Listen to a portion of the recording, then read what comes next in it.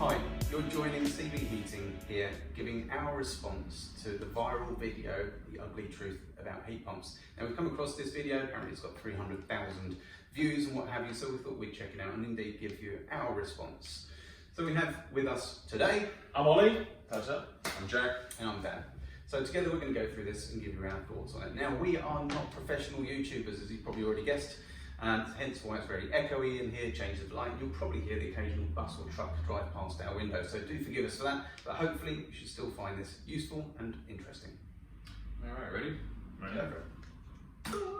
Hello, I'm Roger Bisbee from the Skill Builder channel, back with another rant, and this time I want to talk to you about a car crash that I can see happening in slow motion coming your way. And basically the car crash I'm talking about is heat pumps, and specifically the government's idea of incentivizing people to take up the heat pump technology by pouring 11.8 billion pounds of your tax-paying money into the pockets of companies who are going to install heat pumps. Now, 11.8 billion pounds, very easy to say. You know, we're used to talking about billions and trillions these days and what the government's chucking at this, that and the other. But don't forget, 11.8 11.8 billion? Is that actually how much it is? I've heard that figure before. That was... I mean, if we'd heard of that figure, I think. Very happy. I was very happy, yeah. I'd be very happy, I think, if that was actually. It's 3 billion. I've heard 3 billion before. And that seems quite extreme. But yeah, wherever this 11.8 billion is coming from. But it's got to be for all kinds of technologies, I think. Yeah, all kinds of general. yeah, home improvements and what have you. Certainly, if we look at some of the incentives in the past, it was for Biomass as well.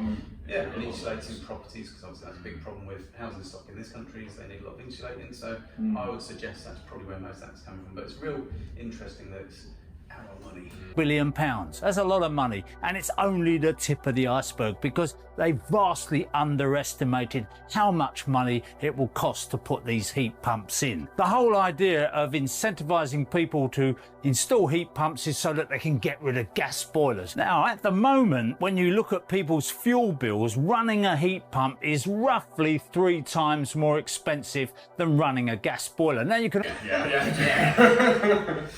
Who wants to take this one? He's right, but in very specific scenarios. He's not right. So it doesn't cost 3 times as much. I mean, there's a number of factors there. Electricity is more expensive than gas, yes. And so if you were looking at it from the point of view of 1 kilowatt versus 1 kilowatt, as in you use 1 kilowatt of electricity, 1 kilowatt of gas, then yes, there is a difference in price. But of course, that's not how these things work. You know, it's a pump that uses electricity, but the energy comes from somewhere else. Yeah, and so that's not a really strict representation, because obviously you get like 3 or 4 times the amount of heat, energy out compared to the amount of electricity you put in. So yeah, do they cost 3 times the price to run? I don't think so. It's also a lot more specific than that, right? So, you know, as everyone who will be watching this will probably know, if you've seen the previous one, it all comes down to insulation with this kind of thing. So I'm sure if someone didn't insulate a house, as we know, and you went there and you had something like this, which by the way, you should always have insulation before you think about this, it's going to cost you a fortune. That is, you know, that is the blanket of it. There's no way around it. Yeah, the reality is that a heat pump should not be installed Exactly. inside of a property. If it's leaking heat left, right and centre, the insulation isn't up to scratch, it's got single glazed windows, solid walls, all the rest of it, then it should not have a heat pump installed. Because if it did, it would cost you 3 times the price. So so that's an interesting point. argue with that. I know there will be people out there who are saying, oh, I've installed a heat pump and it's working beautifully and it's heating my house and all the rest of it. A lot of people don't live in those kind of houses. They So those people that are happy with their heat pump, Don't listen to them. Don't listen to them. No. Yes, that's a really bizarre thing to say. So yeah, there are lots of people that have got heat pumps installed that are totally happy with them and are making savings. But that doesn't really sit in alignment with where he's trying to go with that. Well, it's a simple thing. You only install it when it's the right thing to do and right for the house then. And if you don't, then you will have a bad experience with it. That's true. It's true of anything. Don't listen to the good reviews though. No. without underfloor heating and without the levels of insulation that you're talking about. What is a heat pump? Do you want to know what a heat pump is? There is free heat floating around in the outdoors. It's coming from the sun and it's heating our air. Even on a cold day, there is some sensible heat to be had. So what we have is a box on your patio or hung on your wall or somewhere else, a white metal heat pump with a big fan in it. And that fan sucks in all this lovely warm air. Basically, it's like a fridge in reverse. A fridge, you're trying to take the warm air out of a box so that you can keep your food cold. It's not actually producing ice. What it's doing is removing heat. And as it removes heat, the temperature goes down and down and down until you start getting ice on the coils on the back of your fridge. This little baby here is doing the... That's quite a good explanation. Actually, fundamentally, nothing wrong with that explanation. So that is accurate, other than the fact he talks about getting ice on the coils on the back of your fridge.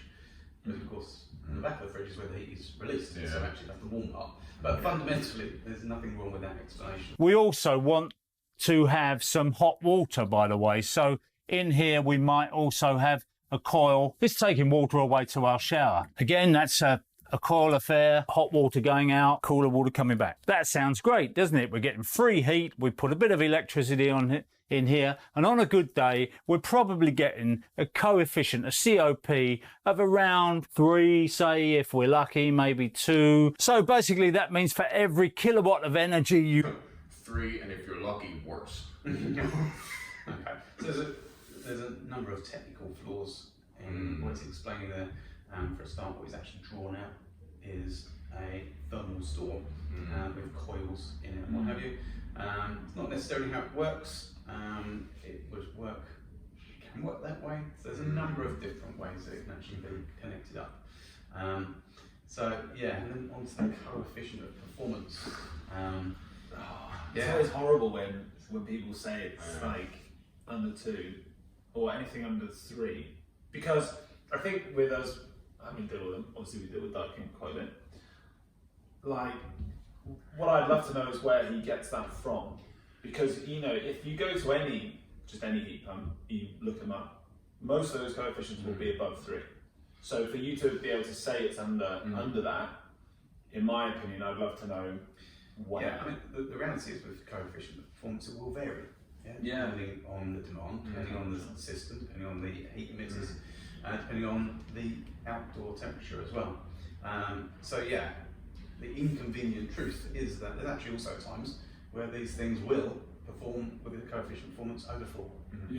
Or 5. Well, what you're going off of is you're going off of the seasonal performance factor, which is your average. You know, doing it day by day is going to be relatively different for the seasons as well.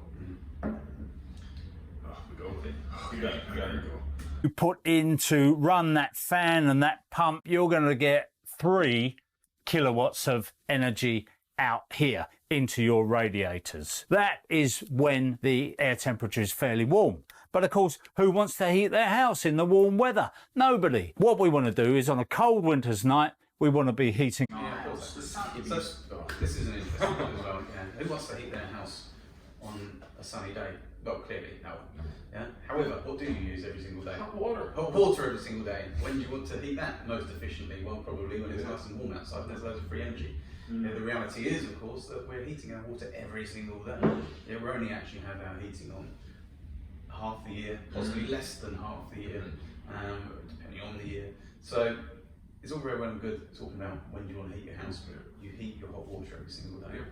That's something that needs to be factored. I think that's something, like, as you know, you mentioned it, it's been missed so far. It's all about heating the house. I don't think it's really been mentioned quite rightly about the hot water, because that is a major part of the heat pump. You know, it does do both, and that is also a major function of it. But so far, maybe you'll mention it, but it's all about heating the home. And yes, all of that, there are a lot of things you need to make sure you have done to be able to get it done, but it also does the hot water, and there are completely other arguments for that in itself. Well, when you look at, say, a house's heating demand as well, we sometimes be like a fifth of it, 20% of it can just be for the hot water alone. So there's quite a chunk of what the heat pump's meant to do. Yeah, you go to 300 litres, so it needs to be heated. So. If you got 3-4 showers as well. So suddenly that's not a factor anymore. The air temperatures drop. I've installed heat pumps, and I can tell you a lot of people are very disappointed. After a couple of years. Yeah. Okay, are you disappointed because of the heat pump, or are you disappointed because how it's installed and size and design. I installed a lot of heat pumps and people were disappointed with them. Okay. I'm sure I've built a lot of cars and people be very disappointed with them. I think one of the things to mention here is he's pretty spot on with part of this, which is, and you'll have seen this everywhere, and he's obviously mentioned it quite a bit, the installation is by far one of the biggest factors. And this is something that we come across constantly. The design. Yeah, and the design. The system design, the sizing of these, and it's taking into account the heat loss, taking into account what improvements could be made to the property. It's so much more than bolting a heat pump to a wall, which again, I wouldn't necessarily recommend bolting that particular heat pump to a wall, because there's better alternatives. But anyway, nonetheless, just an interesting take on the fact that he's installed plenty of them and everyone was disappointed with them. It's not something I shout about. High electricity bills and the fact that their house is not warm. So that's a real kick in the goolies, if you like, paying 3 times as much for your fuel bills and having a colder house to boot. So let's just reiterate, so the systems he installed, this is his words, not mine, the systems he installed resulted in homeowners paying 3 times the price for their heating their house, and their house wasn't even warm. Okay. Now, what does that tell you, regardless whether it's him or anybody else? So if a customer came to you and said, look, I've had this system installed, and my fuel bills now are 3 times the price, and my house isn't even warm, what would be your response? The installation wasn't the problem. Well, no, this is why you got to be so careful of who you pick to use, right? To make sure that you ask the correct questions as well. That it unfortunately isn't just your Dave and Tony in a van, because it takes so much to actually make sure that this is the right thing to do, even for the future as well. I'd say in response to, if a customer rang up saying, I've had this heat pump installed and my heating bill is now 3 times what it was, my house isn't even warm enough. I'd say, okay, let us look at the size of that heat pump. Let us look at your heat loss calculations. Let's see if they even match, because if it's losing heat quicker than it can be put back in, it will not heat that house. Doesn't matter who fits it. Okay. Then we'll have a look at the emitters, the radiators. Are they up to the job? Is there a radiator report? Because if you're running a lower temperature system, yes, you do need a larger heat emitter, and that can simply be adding a single radiator, changing a single radiator to a double. So it's not like you've got a massive radiator on the wall. It's just having a double radiator. You've probably got double radiators around the house anyway. So more efficient radiators. When people say, oh, you need to upsize your radiators, you've got visions of massive great things, but visually they're very different. So, have those things been done? That would be the first questions I'd ask. And it's nothing wrong with the heat pump. It's all about, is it the right one? Or should it have even been installed? If that's the outcome of that installation, triple the house, triple the heating bills, and my house isn't warm, there's a problem with that installation. now actually, I would love to get rid of my gas boiler. I have installed heat pumps, I've put in ground source heat pumps, I've put in air source heat pumps, and if they worked, I would be the first guy to be taking out my gas boiler and putting in a heat pump. But they don't work. Yeah, the first thing I want to say here, this is the first, I guess, time where I really disagree, is there is a reason why there are quite a few countries that run off this technology. They wouldn't if they were terrible. If it didn't work. Exactly. Sweden. Yeah, exactly. 60% of homes in Sweden are heated by heat pumps. Now, the reason for that is that they've adopted this technology many years ago and have built their houses with it in mind. So they're already properly insulated. Right. They're already much more efficient than ours, and we've always been behind with this type of thing. But still, nonetheless, the changes were made years ago. Yeah. And they're happy as anything. And also, I'm sure the regulation there's better for people, for installers. You know, whereas here you'll have a lot of people who will just. Yeah. So the reality is that they do work perfectly well in the right situation for the right house. If your house doesn't meet that criteria, you should not have one installed. Because a lot of our houses are very old, very drafty, and they heat leak like, you know, some of them even got solid walls. Haven't even got cavity walls, let alone cavity wall insulation. So we've got to spend a vast fortune bringing our houses up to scratch so that we can install. The thing is that you don't install it into those type of houses. So he's got a point, but it's framing it wrong. I think even halfway through, I'm pretty sure it might be the rest of it, he's spot on with everything he's saying. To be honest, everything he's saying is right, which is if you have a house that is not suitable for a heat pump, don't get a heat pump, which is the key to all of it. You know, which is now where I see where he's coming from a bit more, which is it's not heat pumps are bad, it's more if you have the wrong house, then it is, which is exactly what any respectable installer or anyone who deals with heat pumps should tell you, to be honest. And there's lots of good heat pump installers out there. Yeah. I'm sure there's lots of bad ones as well, but yeah, there's lots of good ones. There's lots of training going on. There's knowledge is being increased daily. We got electricity and we got gas, both on a par. And if they're not on a par, they will fix it. They will make sure that those two prices are pegged so that you look at your gas bill. So then you start thinking, oh, perhaps I ought to invest in a heat pump. You've got a few quid tucked away, so you decide to have a heat pump. They take out your gas boiler and then they put your heat pump in on your wall or on your patio or anywhere else you've got room for it. You live in a flat, it's going to be hanging on your wall. They put in the pipe work, buffer tank, larger radiators or the underfloor heating or whatever they can put in to try and make use of that heat. Instead of costing you, say, £4,000 for a gas boiler replacement, you've taken that government's £4,000 grant, yippee, but now you've got to spend, I would say, £16,000 doing the extra work to make the heat pump work. Now, you could say that's an exaggeration. Okay, let's say that's an exaggeration. Let's say market forces dictate that that price is going to come down to a nice round £10,000. So you've only spent an extra £6,000 getting rid of your gas boiler and going for a heat pump. Yippee! But you ever going to get that back? Maybe, maybe not. If gas prices go up, you're definitely going to get it back. And that's where the fix comes in. Now, I predict very soon this is going to be another one of these schemes which a lot of people, a lot of companies have invested in, thinking they're going to get a bonanza. They're going to train up loads and loads of people. They reckon that we've got around 15,000 qualified trained installers to install heat pumps. So we're going to need some more. We're going to need a hell of a lot more. The problem is, as we know, those heat pump installers are going to know about heat pump installation. They're probably not going to know about all the vagaries of internal plumbing in the way that a plumber does who's been at it for years. So yeah, this is a real interesting point. So all these apparent new installers for heat pumps will come from nowhere. Yeah. No, they're not. They're going to be plumbing and heating installers. Yeah, it's going to be gas. Yeah? There'll be gas installers. Yeah, that have been doing it for whatever period of time. Yeah, whether it be a handful of years or all of their life. Yeah, but nonetheless, there will be heating engineers. Yeah, that are upskilling. Yeah, that are adding a product range to their existing range of products that they supply. The notion there is that they're going to be carpenters. Carpenters all of a sudden going to be fitting heat pumps. Yeah, shop assistants all of a sudden going to be fitting heat pumps. That's the suggestion there, which they're clearly not. Yeah? Now, again, we actually have a training facility where we train heat engineers to become heat pump installers. Yeah? The only people we will train are experienced plumbing and heating engineers. Yeah? Because you can't not start from that position. Now the reality is there's hundreds of thousands of plumbing and heating engineers across the country already. Yeah? All they need to do is just upskill a little bit to understand how heat pumps work.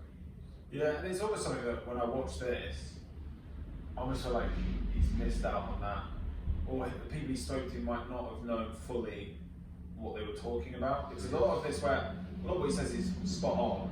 But then when you go into things like this, like the 15,000 number, where's that number? Which we, to be fair, we have no idea what that is. It's interesting you say that the points he makes are correct. Yeah, fundamentally, but they're pretty. It depends on what your agenda is. Yeah, exactly. So you can get this bit of information and go, right, we can use this information for good and truth. Yeah. Or we can go, with this piece of information, we can go down a negative path. This is a rant after all. So it's got an agenda in mind that heat pumps are bad. Yeah, but at the same, take that same information, interpret it in a different way, you come out with a different end result. Realistically, all I've heard so far, tell me if you're different, is don't get a heat pump if your house is not insulated and it's installed badly, they're always designed badly. If you have anything that is designed badly, installed incorrectly, and your house can't support it, it's never going to work. That's what I've got so far. So he's right. Yeah. If you have a house that does not work for this, don't get it, because you'll come down the same path and you'll probably end up ranting on YouTube as well. But if you have a house that can support it, or you don't mind, and it's a perfectly good solution. exactly. Yeah, do your research and then choose the right company. Same with anything really. Yeah, same with anything. Operatives coming into your house, ripping out your plumbing, installing new cylinders and everything else. And the other thing is, where are you going to put this cylinder? Because a lot of people, I've been in a few houses in my time, there ain't a lot of room in there. The heat pump itself, I said you can stick it out on a patio or something like that. You make it sound like we walk into these houses Ripping and it just start apart. tearing the whole thing apart. Van installers, maybe, because they can't speak for them, but it's nothing like that. There is so much planning and installation with good companies that it's so calculated. You know, there's a reason we personally, other companies probably do as well, have a design team. It's because we want to make sure we do the minimal amount of disturbance, right? Because it's not meant to be. So that's one thing I don't like. I don't like how he makes it sound like we're like going to come in there and start yanking stuff. But that's how you interpret the same information again, because we could say, yeah, we're going to come in and replace your boiler with a heat pump and then change out the cylinder as well, instead of rip it out. Destroy the house. Also, the concept of I don't know where we're going to put this cylinder. Well, I'll tell you where we put it, in exactly the same place as your existing cylinder. Because it is an exchange. You take one out and you put in the new one. It behaves in a slightly different way, it works differently. But it still is a cylinder. And it still goes in the same place. In fairness, if you got a combi, then there are still solutions for that as well. If there's a combi boiler that doesn't have a cylinder in place, then there are solutions specific for a combi boiler. If your house is right for it. That's what I'm going to say throughout this entire thing, by the way. That should be the takeaway. It's, carry on.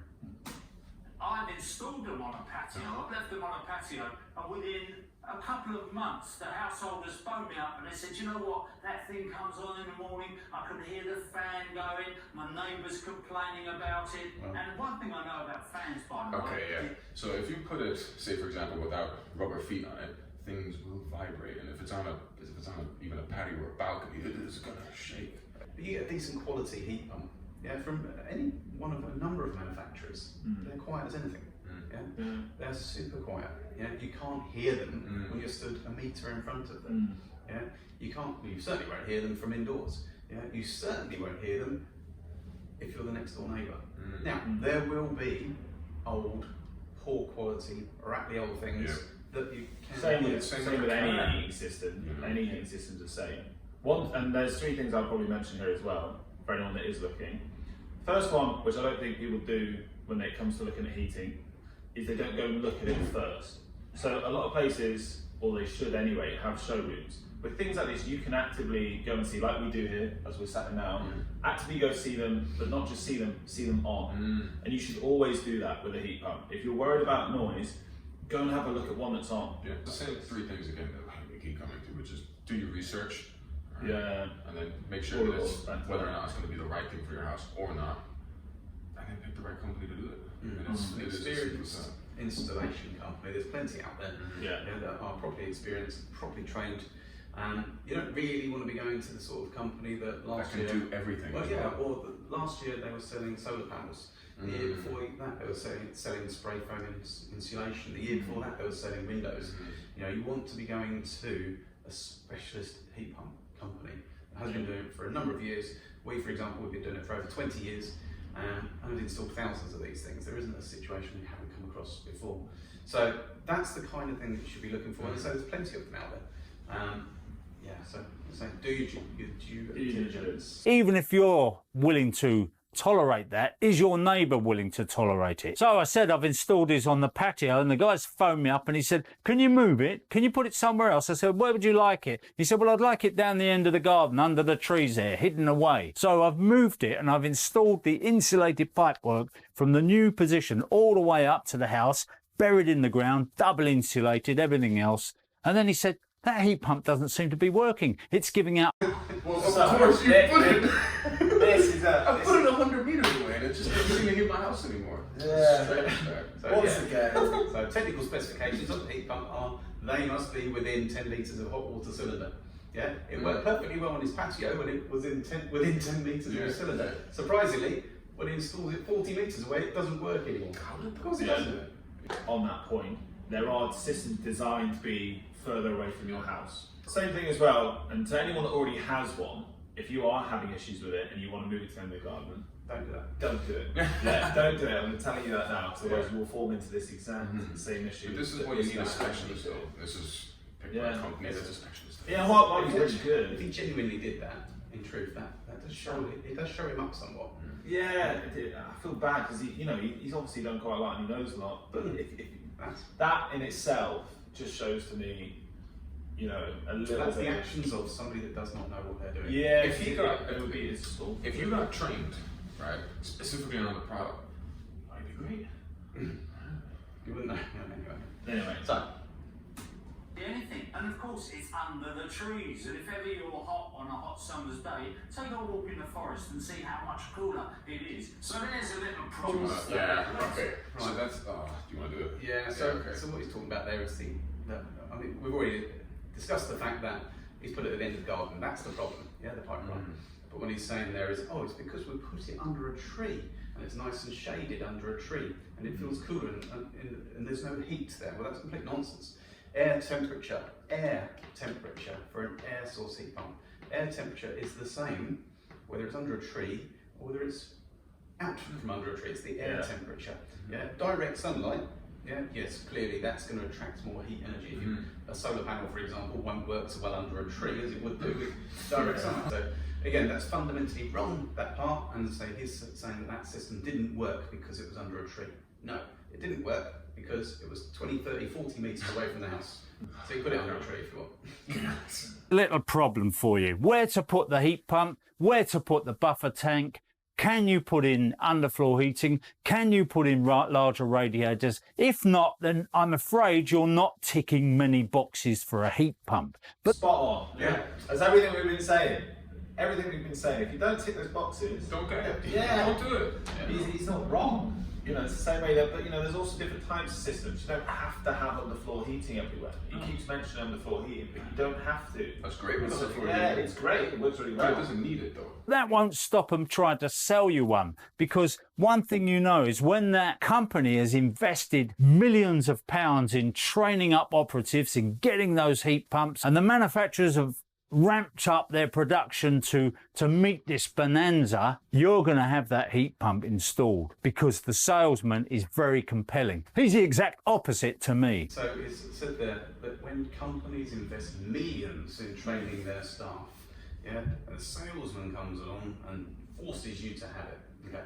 So listen, regardless of what a salesman does or does not say, excuse me, if following the salesman's visit or conversation over the phone, whatever it might be, there should be a technical assessment carried out in some way, shape or form, and then the technical department take over, and they do a feasibility study, and they then come back to you as the customer and say that it's either feasible or it isn't, and changes are either made or, unfortunately, we say it can't be done.